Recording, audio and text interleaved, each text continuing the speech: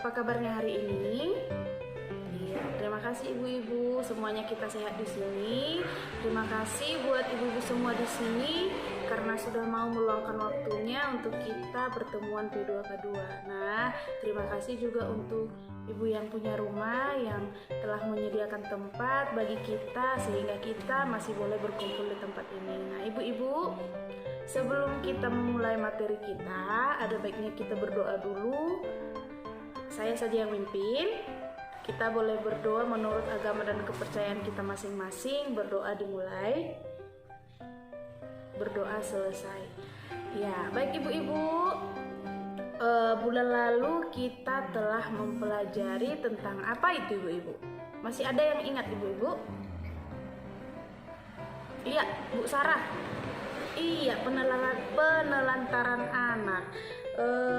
Karena kita sudah belajar tentang penelantaran anak, nah jadi ibu-ibu di sini kita akan melanjutkan tentang eksploitasi terhadap anak, pengertian beserta contohnya. Nah, ibu-ibu di sini saya mau bertanya, apakah ibu-ibu di sini pernah menyuruh anak membantu keluarga? Siapa yang mau jawab? Ayo. Ya, Bu Siti. Iya, pernah. Nah, itu Bu, Ibu pernah menyuruh dalam bentuk apa Ibu menyuruhnya, Bu? Oh, iya, menjual keripik keliling. Iya, makasih Bu. Nah, ibu-ibu, di sini saya ada pertanyaan kedua nih.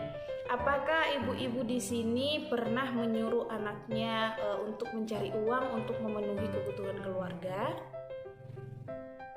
Oh, tidak ada ya Bu ya. Terima kasih buat ibu-ibu semua di sini karena tidak membebankan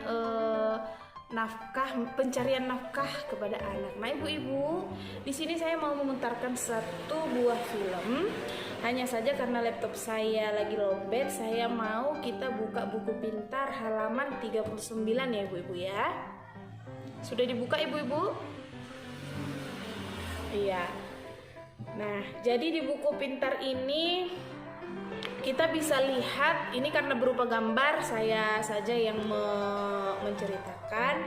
Nah, jadi dari gambar ini kita bisa melihat ada anak kecil yang masih berumur 13 tahun yang sudah menjadi tulang punggung keluarga, bisa dibilang tulang punggung keluarga untuk mencari uang, untuk membutuhi kebutuhan keluarganya. Karena di sini ceritanya ayah si anak sudah lumpuh, jadi ibunya tidak ada lagi, jadi dia terpaksa mencari uang dengan mengambil bongkahan batu-batu kecil untuk dijual. Nah, ibu-ibu, dari gambar tersebut apa yang boleh kita ambil, kita kutip dari cerita tersebut? Ada yang bisa menjawab ibu-ibu? Kira-kira apa yang bisa kita ambil, kita maknai dari cerita tersebut? Ada ibu-ibu? Iya, silakan Bu Maya. Iya, terima kasih Bu Maya. Kemudian ada lagi yang mau menjawab Ibu? Iya, Bu Luna. Terima kasih Bu Luna. Betul sekali ibu-ibu. Jadi dia di sini menjadi beban keluarga, menjadi tulang punggung keluarga. Dia yang mencari uang untuk memenuhi kebutuhan keluarganya. Seharusnya dia di sini masih sekolah ya ibu-ibu. Iya, tapi dia harus terpaksa putus sekolah karena tidak ada uang dan karena hanya dia satu-satunya di rumahnya yang bisa mencari uang supaya keluarganya bisa menjalani hidup sehari-hari. Nah, terima kasih jawabannya Bu. Boleh tepuk tangan untuk kita semua? Iya. Jadi ibu-ibu, pada saat ini saya juga mau bertanya kepada ibu-ibu, apakah ibu-ibu di sini pernah melihat yang seperti itu, yang seperti di cerita tadi? Ada anak yang seharusnya masih sekolah, tapi harus jadi tulang punggung keluarga untuk mencari nafkah gitu. Ada ibu-ibu? Gak ada ya Bu ya? Iya, puji Tuhan di sekitar kita ini, di tempat kita ini memang belum ada yang seperti itu. Nah, ibu-ibu, di sini saya akan memberikan definisi tentang apa itu eksploitasi. Atau apakah ibu-ibu di sini pernah mendengar kata eksploitasi? Gak pernah ya Bu ya, iya. Nah, jadi eksploitasi itu adalah pemanfaatan anak untuk memperoleh keuntungan materi maupun imateri. Nah, ibu-ibu, jadi eksploitasi itu semacam apa ya Bu ya? Orang tua mempekerjakan anak itu supaya orang tua mendapat keuntungan berupa uang. Nah, itu contoh dari materi. Sedangkan yang immaterial, misalnya orang tua memaksa si anak tersebut menikah dengan misalnya orang kaya, misalnya orang tuanya terkait hutang, iya kan ibu-ibu, tapi untuk membayar utangnya tersebut terpaksa dinikahkannya sama orang kaya. Itu contohnya ya ibu-ibu ya. Nah, di sini kita boleh lihat flip chart 6. Nah, di flip chart 6 ini ibu-ibu, kita bisa melihat unsur eksploitasi. Nah, itu tadi yang saya jelaskan, yang contoh materi dan imateri atau bukan materi, itu dia. Nah, akibatnya ibu-ibu, di sini kita bisa melihat flip chartnya. Ibu-ibu, di sini saya mau kita lihat flip chart 6. Nah, di flip chart 6 ini kita bisa melihat unsur eksploitasi. Itu tadi sudah saya terangkan, yang materi dan bukan materi. Iya, kita bisa melihat akibatnya. Akibat kalau anak sudah kena eksploitasi itu adalah anak-anak bisa putus sekolah, ibu-ibu. Perkembangan fisiknya terganggu, kemudian jadwal waktu bermainnya tidak ada, malu sama orang-orang, anak berpotensi mengulang kembali, kemudian terpisah dari keluarga, menjadi penakut, murung, menarik diri, terkena penyakit bagi anak-anak yang disuruh melakukan hal-hal yang negatif. Nah, itu dia ibu-ibu. Nah, jadi ibu-ibu, saya tekankan kepada kita semua di sini, tolong ibu-ibu jangan kita bebani anak-anak kita untuk mencari uang ya ibu-ibu ya. Nah, ibu-ibu, saya mau tanya, apakah ibu pernah melihat hal-hal tersebut, hal-hal yang dimana anak itu dimanfaatkan gitu Bu? Contohnya seperti apa? Ada yang bisa jawab?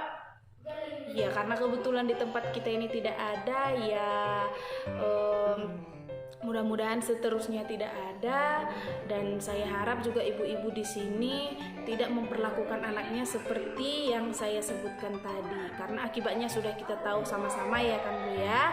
Nah, ibu-ibu, kita boleh lihat flip chart 5. Flip chart 5 sudah dilihat ya ibu-ibu ya.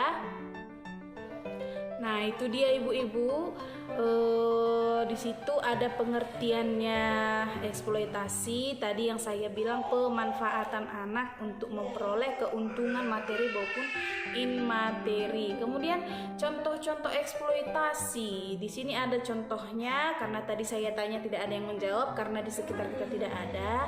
Nah, untuk mengetahuinya, yang pertama itu pemanfaatan tubuh anak, seperti misalnya anak yang dilacurkan, kemudian pornografi anak yang tidak mengalami kecocokan, atau bayi yang digunakan untuk memancing rasa iba. Itu dia Bu ya. Kemudian untuk contoh pemanfaatan tenaga, misalnya memecah batu seperti cerita tadi mengupas kerang, memulung sampah, menyelam untuk mengambil batu atau mutiara, mendulang emas, bekerja lebih dari 3 jam per hari dan terus menerus. Itu dia Bu, contoh dari pemanfaatan tenaga. Nah, kalau contoh untuk pemanfaatan kepulosan dan keluhuan anak adalah yang pertama, perkawinan anak pada usia sebelum 18 tahun. Nah, itu tadi seperti yang saya bilang, contoh dari bukan materi juga.